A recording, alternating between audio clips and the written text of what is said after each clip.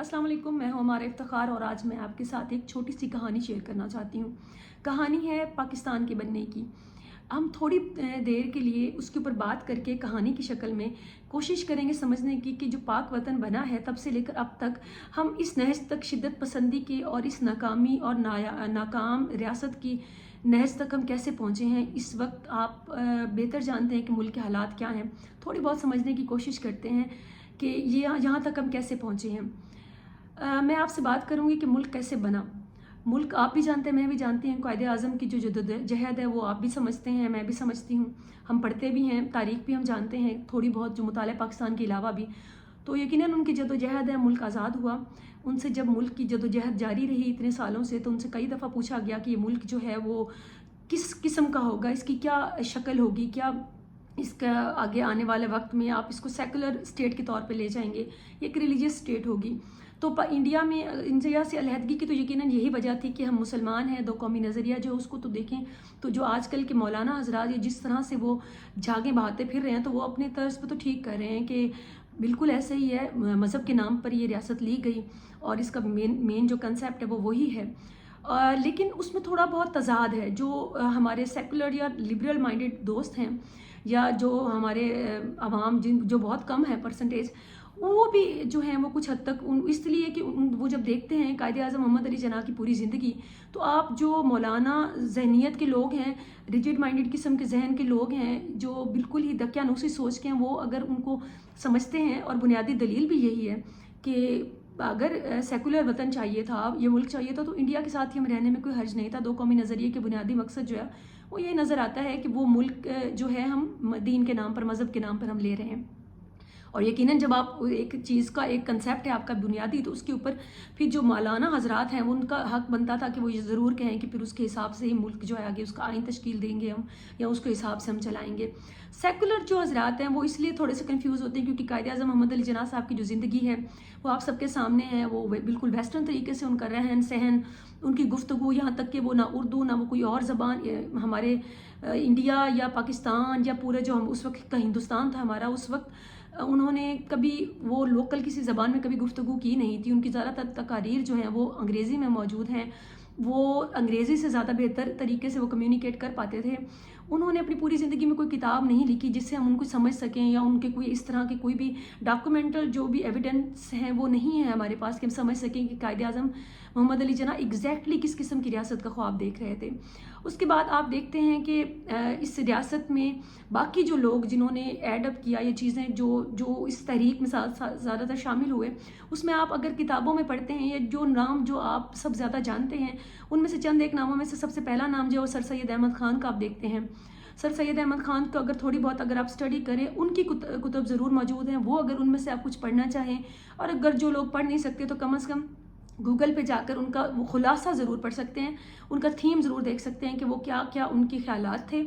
उनके बारे में अगर ख्यालात के बारे में आपसे बात की जाएगी तो आप में से आधे लोग तो जो है वो मेरे पे ही मजहबी शिद्दत पसंदी में आकर वो फतवे लगाकर मुझे ही पता नहीं कौन कौन से फतवे लगा दिए जाएंगे। लेकिन अगर आप सर सैयद अहमद ख़ान की जो किताबें हैं चंद एक पढ़ लें, तो उनके नज़रियात के बारे में ज़रूर आपको एक दफ़ा सोच आएगी कि हम जो पढ़ते हैं ये मुताला पाकिस्तान में, और उनमें और उनके ख्यालात में क्या फ़र्क था, उनके नज़रियात क्या थे। आज के जो वतन में शिद्दत पसंदी का आलम है उसमें मैं नहीं समझती कि कोई भी हमारे आलिम हजरात जो हैं वो उनको कोई भी सर्टिफिकेट देने को तैयार होंगे इस्लाम का, मुसलमानी का, क्योंकि इन्होंने खुद बांटने होते हैं।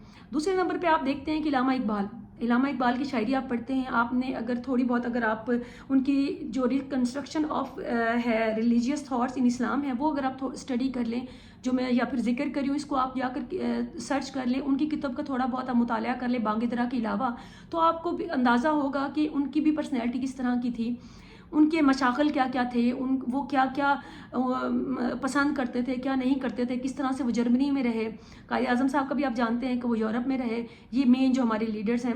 आप अब ये आर्गूमेंट देंगे कि उस वक्त में आला तालीम के लिए जाना पड़ता था, मैं बिल्कुल मानती हूँ आपकी बात। लेकिन आला तालीम के साथ साथ आपको उनकी कुछ जो तहरीर हैं जो सर सैयद अहमद ख़ान कम अज़ कम या इलामा इकबाल की मौजूद है, आपको वो भी पढ़नी पड़ेंगी। जो आप एक सिलेक्टेड किस्म का उनके लिए नज़रिया रखते हैं, उस तरह से वो हकीकत नहीं है। बात करने का मकसद मैं आपके साथ आगे बयान करती हूँ کہ جس طرح کے نظریات آپ رکھتے ہیں وہ ہمارے ملک کو بنانے والے جو لیڈران تھے ان کے نہیں تھے. سر سید احمد خان ہیں یا علامہ اقبال صاحب ہیں, انہوں نے انگریزوں سے خطاب بھی لیے, سر کے خطاب بھی لیے, وظائف بھی لیتے رہے, بہت طرح کے آپ یوں سمجھ لیں. اس کے بعد پاکستان کے بننے کے بعد تو حیات نہیں تھے یقیناً, یہ تو آپ کو پتہ ہوگا. ان کی جدوجہد جو ہے پہلے ہی لکھتے ہیں. پاکستان بننے کے وقت جو ہے سرمایہ دار تو خیر یہاں پہ موجود نہیں تھے, ذمہ دار جو ہیں وہ بہت بڑا طبقہ تھا. جو بڑے بڑے ذمہ دار تھے وہ علامہ قائد اعظم صاحب کے ساتھ شامل تھے. تھوڑی بہت اگر آپ تھوڑی سی ریسرچ کر لیں تو آپ کو اندازہ ہوگا. اب یہ میرے سارے سوالات اٹھانے کا مقصد یہ نہیں ہے کہ ملک بنا ہی کیوں یا پھر یہ غلط تھا ایک فیصلہ. ملک بن گیا, اس بحث میں سے اب نکل آئیں. ہمارے لیے اور کس طرح سے ملک جو ہے اس بات پہ بھی ہم نہیں ہو سکتے کہ 71 میں جو میں سارے وقت اپنی زندگی میں یہ سمجھتی تھی کہ بنگلہ دیش شاید ایک بچوں کی طرح ذہن جو ہوتا ہے ہماری تقریباً نیشن کا ایسے بنایا گیا ہے کہ ایک حصہ تھا جو الگ ہو گیا.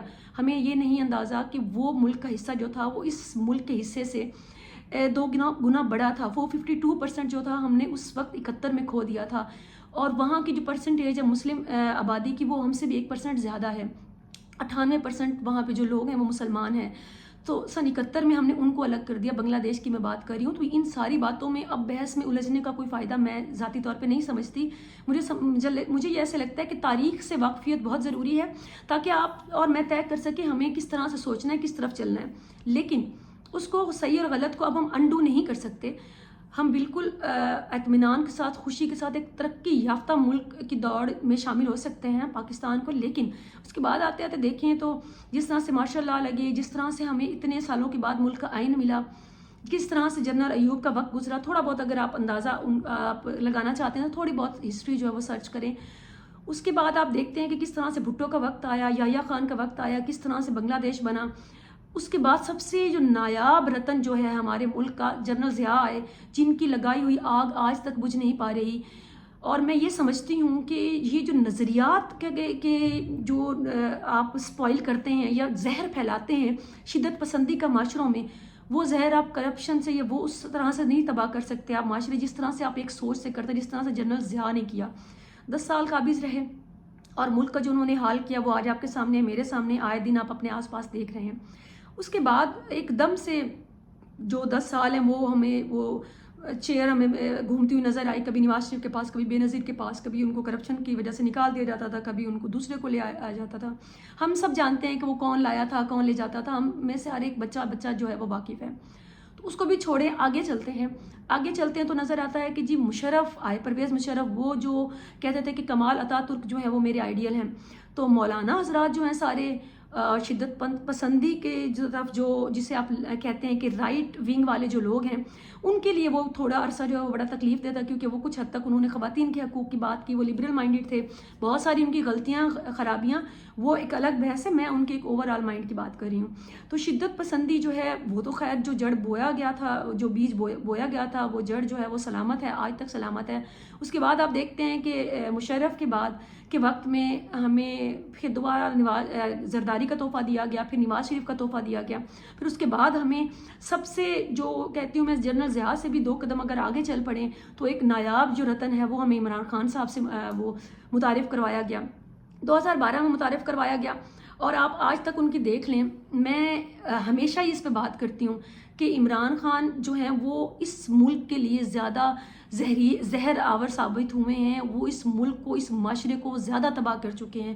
وجہ صرف اور صرف اتنی ہے کہ زرداری اور نواز شریف میں وہ پاور نہیں تھی کہ وہ آپ کو انسپائر کرتے یا وہ آپ کے خیالات بدلتے یا نظریات بدلتے یا ان چیزوں پہ کام کرتے.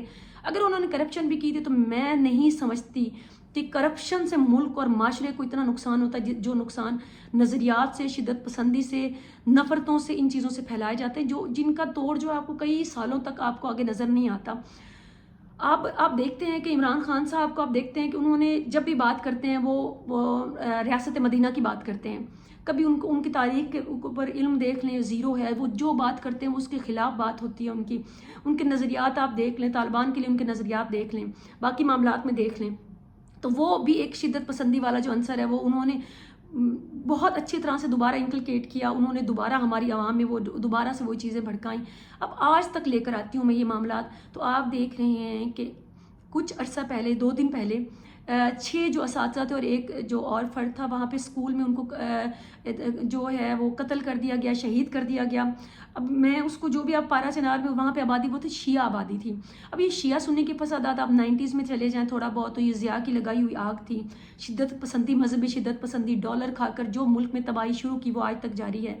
اس کے رزلٹس ہمیں یہ مل رہے ہیں، باقی سب نے اپنے اپنے حصہ ڈالا، لیکن ان میں سب سے زیادہ حصہ جو ہے وہ فی الوقت جو ہے وہ میں دیکھتی ہوں کہ عمران خان صاحب نے بہت اچھی طرح سے ان کو حصہ ڈالا، اور ان کا بیٹا آج بھی ان کی ضیاء الحق کا بیٹا جو ان کی جماعت میں ہی شامل ہے۔